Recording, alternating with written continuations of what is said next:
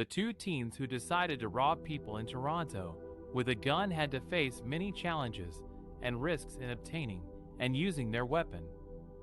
In Canada, buying a gun legally is not easy. You need to take a safety course, pass an exam, apply for a license, and wait for a background check. Depending on the type of gun you want, you may also need to take an additional course and meet more requirements. For example, most handguns are classified as restricted firearms, which means you can only use them at approved shooting ranges and transport them with a special authorization.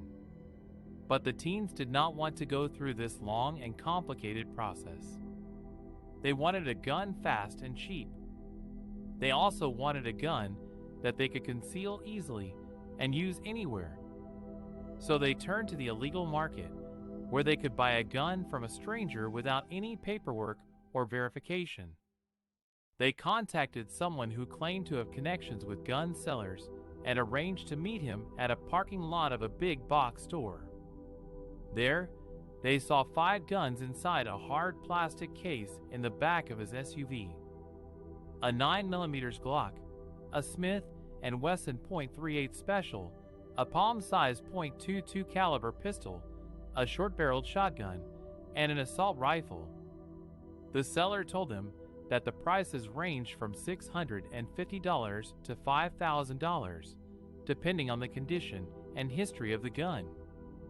He said that some of the guns were dirty, meaning they had been used in crimes before and could be traced by the police. He said that others were clean, meaning they had no record or serial number. He also said that he had clients who wanted guns for personal protection, target practice, or collecting. He did not ask them why they wanted a gun or what they planned to do with it. He only cared about getting paid. The teens decided to buy the 9mm Glock for $2. They thought it was a good deal because it was small enough to fit in their pockets and powerful enough to scare their victims. They also thought it was clean because it looked new and shiny. They did not know that it was actually stolen from a legal gun owner who had reported it missing. They paid the seller in cash and took the gun with them. They did not realize how much risk they were taking by buying and using an illegal gun in Toronto. They did not know that the police were cracking down on gun violence and had increased patrols and surveillance in high-risk areas. They did not know that the gun they bought was registered in a database that could link it to previous crimes or its original owner.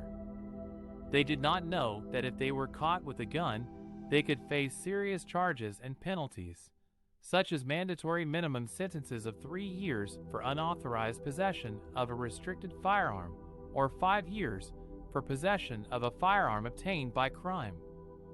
They also did not know how to handle or use the gun safely or effectively.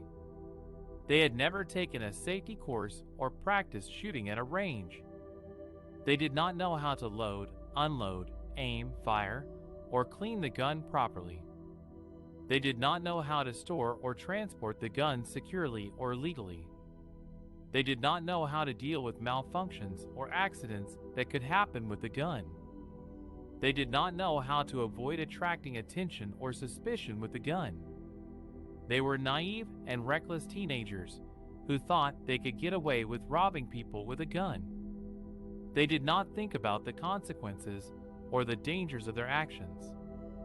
They did not care about the harm they could cause to themselves or others with their gun. They only cared about getting money and thrill from their crime spree.